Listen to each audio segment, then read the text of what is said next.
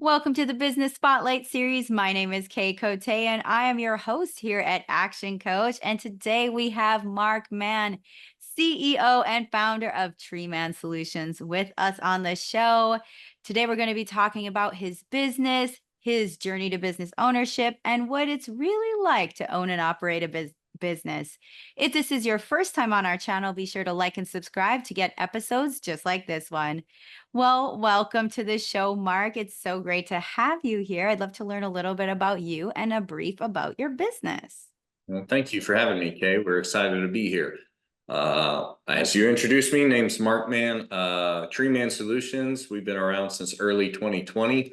I have about a decade of experience prior to that in the general tree care industry and kind of developed a passion for taking better care of trees with land development. I moved to Austin in 2017, and there are a lot of rules around land development and trees in Austin and a lot of land development. So naturally, I fell into that. And so we work with folks. Really, we are trying to create and deliver innovative solutions for people and their environment, really is what Tree Mann Solutions is about.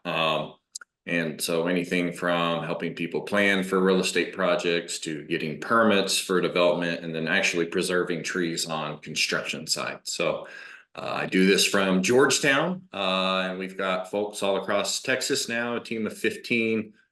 On any given day, Tree Mann Solutions is identifying, measuring, assessing, and or also locating about 1,000 trees a day across Texas and support of land development projects primarily, as well as asset management for existing campuses and city properties as well. Oh, well, but that's wonderful to hear. I absolutely love the work that you do. And it just feels like it is something that's very, very important now, especially when you think about I think about like if I'm planning a home and I have trees on that plot, like what do I do? So it sounds like you're bringing some really good solutions to the community. Thank you. It's a passion. Well, we wouldn't do it otherwise. It's a lot of work, but it's more about education. We're trying to change people's minds on how they think about it versus the status quo in land development in Texas, where trees are a hindrance or a constraint and something they deal with reactively later. Oh, it's dying on my construction site. I'm in trouble with the city, or I didn't realize the permitting was going to be so extensive. It's costing me a lot of money to let's understand what we're working with early. Let's deliver value in a manner where it creates value also for the client and for the tree. So our main tagline is save time, money, and trees. We understood with a lot of our clients that the trees could possibly be a tertiary goal. But if we can understand local ordinances and codes and work well and have good relationships with people that are making the decisions and reviewing the plans, we can help people save time and money. And then they may listen to design a little bit different or plan for it a little bit different and actually save trees in a better way. Oh, yeah, that's incredible. And I'd like to dive into kind of what your role looks like, as the CEO. What does your day-to-day look like? Are you working primarily on the business or in the business, or maybe it's a bit of both? It is a bit of both. Fortunately, now I get to work largely on the business. I do miss some days working in the business. Where I still work in the business is with business development and sales. The rest is primarily management and growth. I explained it to people this way. In 2020, when I started, I got poison ivy about 6 times. In 21, only 3 times, and 0 times since then. So I've built a team to, take care of the work in the woods and develop safeguards that way. But there's less me hugging trees and measuring trees in the woods nowadays and really focusing on training, development, safety, strategic partnerships with large multidisciplinary firms in multiple markets, trying to do more of what we're doing now, just at scale and put into place the processes and systems to make that easier and more sustainable without me having to be the driver each and every day. Or saying I've got a great team and some senior leadership where, hey, we create a business and a product and systems where we can onboard other people and it still works without the personality people are used to that started a market or a business. So that's Mhm. what we're working on. Oh, that's wonderful. You mentioned you had started in 2020.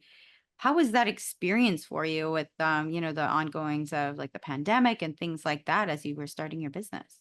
It was actually such a blessing. It seemed scary to started January 2nd, 2020, because the offices weren't open on the first, but I was at a Real Estate Council of Austin event in like early March, right before some of the shutdowns were announced and lockdowns. And it was like, hey, do we handshake or fist bump, or what's this Mhm. new scenario like? But really, the interest rates were so low, development was still happening, and it still is to some regard, but it was so hot then in Austin, so attractive that I was just so busy. It didn't slow me down at all. I was already by intent going to work from home, and we still do. So really through the pandemic, it was great. I think people were then, as well as have been sustained through that, a bit more mindful about green spaces and living environments, not just within the walls of a home or a building, but being able to have that opportunity, whether you have to be social distancing or whether you just enjoy being outside and need that mental health and break from the office or from, the inside environment. So it's been good, but it was a little nerve wracking to start. At that time, I had oh, kid that wasn't quite one, 3-year-old and a 4-year-old, and was a sole earner and had no insurance. I left a good job and good career to focus on that passion. And yeah, it was a little nerve wracking to start, but we're doing all right now. We've been very blessed. Oh, that is good to hear. I'm glad that, that was ended up being like not something that impacted you in a negative way, but and you were able to grow through that. And so kind of like diving in about your business, I'd like to hear about what makes it unique and why do your clients choose you? Good question. So everyone says they're really unique, right? I get it, and everyone probably has their own spin on things. Really, where we stand, we are a professional consulting company that also helps handle tree care on construction sites and select projects. We are not a traditional arborist or tree care company that does some consulting on the side. So we've kind of flipped that approach. There are a few other larger players throughout the US, but they are more focused strictly on municipal tree inventories or working with utilities and mapping trees along power lines. So at least in Texas over the last 5 years, we have had a unique approach in land development, especially. Typically, most municipalities, the rules can vary how you measure, where you measure, what they charge you to cut down a tree, but most places require some form of a tree survey. Hey, you've got to document trees of this species or this size on this property that you intend to develop. And the status quo has been, let's pay a land surveyor to do the tree survey. And then if the rules are robust or we think we're going to owe a lot of money, maybe we'll also pay an arborist to go look at all those trees and help make sure the surveyor didn't screw it up, right? They don't know trees. They do know surveying, but not trees. So is it really that species? Did they measure it precisely per local code? And is it healthy? Is it worth saving? And being able to document that. And we've tried to turn that on its head and say, hey, let's do that on the front end and learn how to locate the trees and be precise in that data to be able to give a full deliverable package to the engineer or planners or surveyors or developers to then be able to design the buildings off that and be able to document it. So that's kind of our unique process of, let's just think about being a bit more efficient, and they use us, and that value is created because it does save them time and money. They're not being reactive to issues, and then they're not paying replacement cost on a big old tree just because it's a circle and a dot on a plan set. If it's been heavily damaged in drought or storms, they actually have photo documentation from a certified arborist, and instead of having 10, 15, 20 plus $1,000 of fees for one big old tree, it's zero, and it didn't take that much investment while the arborist was already out in the woods. So that is why they keep calling, and we're just trying to do more of it. That is cool. It's fun to learn about this because it's a really like it does seem like a unique spin on things. And it brings me to my next question. Like, what is something that you wish more people knew about your business? I wish more people knew about my business that tree surveys and planning for trees is is good to do electively. It's not just for new private development or in areas where there are rules. We're starting to gain some traction with subdivision developers, even when they're in the county or outside city limits, or if the rules don't necessarily apply. Maybe we go look at, you know, a quarter, a third of the trees we might be forced to with the city rules, but let's go find the medium and large trees of the species you do like that are healthy and plan for them proactively. It makes for a better community. It's better stewardship, but it also commands higher lot values for them and sells prices. And if there's a way to do those logistics well, where you care for the trees when you're building the homes, then you have a healthier and nicer looking tree that is good for the end owner, and they'll spend more to live in a area with those green assets. So it's good for the developer's bottom line as well. So from, you know, the utility and importance of doing elective studies, not only ordinance driven, as well as us just growing our, market share and awareness with our clients that, hey, we don't just do the front end deliverable, but we can really be an asset in helping design around big trees, whether that's meeting compliance or best practices in the industry, and then making sure, hey, when you get your owners in there, whether that's office residents or multifamily residents or single family residents or your industrial tenants, whatever the product is, when it's done, that the trees actually look good, right? That they provide in value to the development versus, they're struggling and barely alive, but we got our certificate of occupancy and it's all good, right? So those are the two things that we're focusing on pretty actively to try to do more of that. Oh, yes, that's wonderful. You know, it kind of leads right into my next group of questions. It's all about your marketing because, you know, good businesses, like I love when hearing how they're sharing about their business, how they're getting their prospects and their clients. So what has been one of your best practices of your marketing pursuits with your business?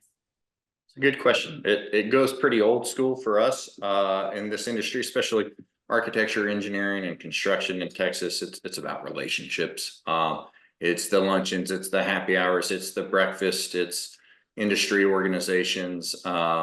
I work from home and stay in Georgetown a lot, but when I am out and about a day and a half or so a week, I was at a Urban Land Institute breakfast today. I attended a virtual lunch and learn with a general contractor, and I also went to a technical advisory review panel for the city of Austin to help kind of talk about reviewing rules and how to help deliver more housing and, you know, try to stack them all up in one day. But between me and my team, just meeting people, getting to learn about them and their pain points, and then offering a unique solution.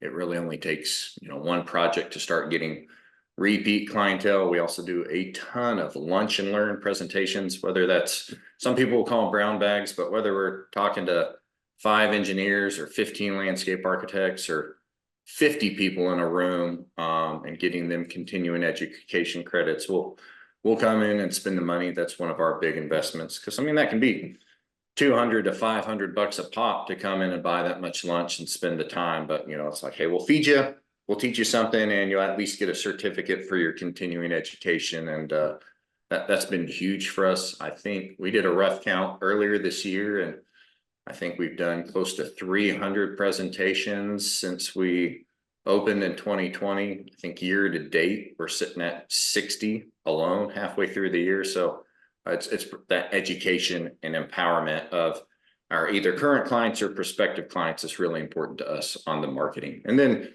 through, I think you had reached out originally, possibly through LinkedIn. LinkedIn's been huge for us as a small business. I don't have a huge marketing budget. Well, I didn't used to. We're investing, I think we're up to almost, I think we finally did a formal marketing plan this year with a consultant, and I think it's about 300,000 this year. So it's a lot of dough, but it's spurring some good growth. But LinkedIn, regardless of whether you're spending 3,000, 30,000, or 300,000 as a smaller mid-sized business, just being active and consistent there, growing community, connecting with people you've met on an email chain or in person, it just keeps you in front of people for a very low time and dollar investment. And those are, you know, a few of our pillars of where we've had success on marketing and really growing relatively quickly for this kind of business. Oh, I love that. And I completely agree with you. Those person to person like relationships are, especially with a business like yours that grows on that, that is such a great asset to tap into and foster. So I really like that. I think Yeah. that saying is people don't care what you know until they know that you care. So just being engaged, remembering people's names, oldie but a goodie, how to win friends and influence people. Dale Carnegie, that's an old school book, but that stuck with me very early in my career out of college. And the power of just knowing someone's name and remembering it and finding tricks to remember it just makes people feel known. And hey, they're going to listen to you better. Yes, you want to be sincere, but there's also tricks to help you be more sincere and remember better. And so all those things play into that and what I've tried to teach our team. Like, just put yourself out there and good things will usually happen. And the worst they can say is no, right? And usually they don't. So it works out okay. Definitely. Well, you sound like a really awesome leader to your team. I'd like to learn more about your leadership style. What is your leadership style? What kind of leader are you? That's a good question. And thank you. I don't know. I try to be a good leader. I'm sure I don't handle it perfectly all the time, but we've done a couple different rounds of different business coaching, and that's been helpful. And having ongoing good meeting cadence, especially being a remote team, is pretty important. But from my style, I'm almost laid back to a fault. We have been very blessed to hire good people. Several of them I knew personally beforehand, and future hires were friends of friends or people they'd worked with before, or personal referrals from clients. So we've been very blessed to just hire some small, very smart, self-starting people, and Hmm. try to be hands off. Unfortunately, maybe to our detriment sometimes, but also to our innovation and self-sufficiency. We have kind of an internal company motto of FIO, figure it out, like figure it out. We'll give you support. We're here to do that, but let's not hold people's hands too long. Like, people retain knowledge better if they do it themselves and instead of just are shown over and over. So, and there's some hiccups along the way when that happens, but I try to be encouraging and supportive. And I left a very high paced, lot of hour career with a lot of ongoing corporate stress at the company I was at before. So we try to be pretty laid back and supportive of, hey, work when you want, just get done what we need you to and do quality work, whether you work 4 10s or 5 8s, or you start at 6 a.m. or start at 10 a.m. Like, work 40-ish a week and get done what you need to get done and communicate well and be pretty happy. And it works for most of our team. They seem to enjoy it. So Oh, that's really incredible. That is the way to go. And, looking at the future of your business, where do you see yourself going for the next 3 to 5 years?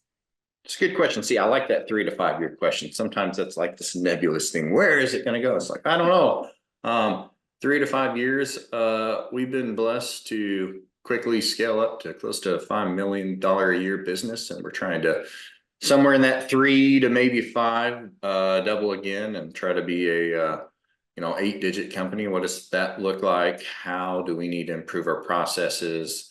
How do we continue to market and scale to be able to go from 5 to 10 a year? So we've got people in Austin was where we started, then San Antonio, then Dallas, then Houston, coming up on a year. And Houston was our most recent hire and getting going there. So I'd love to have, 3 to 5 plus people in every market and have 30 plus people, double headcount, double plus revenue again here in the next 3 to 5 years. And yes, there's some personal goals there on earnings, but as a business, we really believe in what we do. Stewardship's kind of our leading core value. So we realized we've had a unique opportunity.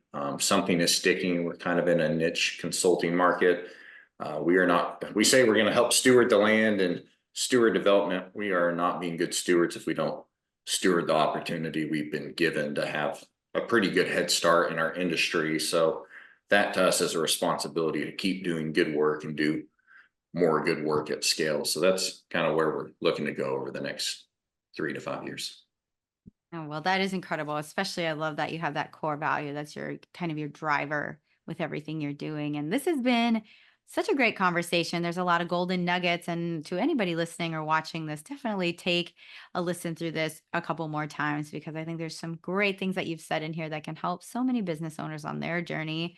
And now we're getting into a really fun part of the episode, which is our rapid fire Bring it questions. on. Yes. Okay, you got it. All right. Our first question is, what is the key to success for you? Rapid. I'm not giving you a very rapid response on that, but I would say working well with people. The soft skills are important. Mhm. Early on, I was told, hey, you may not know much, but you have good manners and you ask good questions. That was the very first job out of college, and I got promoted quicker than I thought I should, but I was ecstatic and I was like, hey, we can teach you the rest of the hard skills, but you have good manners, you ask good questions, you're good with people, the rest will fall into place. So people skills, soft skills, final answer. Love that. What is one piece of advice you have for other business owners? Hmm. Know your numbers and have fun. It's hard sometimes, depending on what your background is, on really understanding the business. I've got a horticulture degree, right? I guess literally studied flowers and trying to run a big business. So I've had to level up on that, but hiring people that fill in those skill gaps you have, knowing those numbers, and really just having fun. Because what the heck are we doing in business if we don't enjoy what we do? People will see it. You'll it's pretty clear when people don't enjoy it. And people like to be around people with a good energy. So know the numbers and have fun. Love that answer too. The third question is, what is something you've read most recently? It could be even a podcast, something that you've taken in that's impacted you. Hmm. Uh, I read a great book working through some marriage stuff called Date Your Wife, but in it, there's some really practical guidance that just talks about like having a plan. It's one thing to say, hey, I want to love a spouse better, or do this better, or be more aware, but okay, do you have a plan? Do you have a set step to do it? Do you have the alarms, the calendar reminders? How are you going to do it? From business just saying, oh, we want to grow. How are you going to do it? Or, oh, I want to lead or manage better. Well, what are you going to do or change that actually makes that happen versus just blowing smoke about it? So I just posted on LinkedIn today, and it kind of steered from that book reading of just thinking about, hey, if you fail to plan, you plan to fail. We talk about that with our consulting work, but that's true in really so many facets of life. Like, have a plan, or else you're going to plan to fail. That is very, very true. And our final rapid fire question is, if you had to choose only one aspect of your business you could immediately improve tomorrow, what would it be? Marketing, just overall funnel, um, driving more driving more leads to make it easier with the same or less effort, right? I would say in anything you do, you got to have the customers coming in. If you can automate that or make it easier for you, then you just have to execute after that. And that's frankly a lot more simple than driving them in, especially in a niche business. So marketing, that's what I get better at tomorrow. Well, this is the perfect time to practice that. This has been a great conversation. I'd love to get people connected with you in your business. Feel free to drop any contact information here. All right. So it's treemansolutions.com is our website. You can find us on LinkedIn, primarily, also Facebook and Instagram. But that's where we're most active, talking to other business owners and trying to create value from what we do and how we do it, and just whole person self. We try to focus on that, mind, body, and spirit. Being good at your work, being good for your family, being good for yourself. So that's where you can find us. Well, Mark, this has been an incredible conversation. We have one final question for you today, and that is, Yeah. what is most important to you today? What is most important to me today is my faith and family. Everything else runs from there. Doesn't always execute well, but that's where it's got to start. Well, thank you for that inspiring last answer. This has been an absolute joy to have you on, and thank you so much. Thank you so much. It's been a pleasure.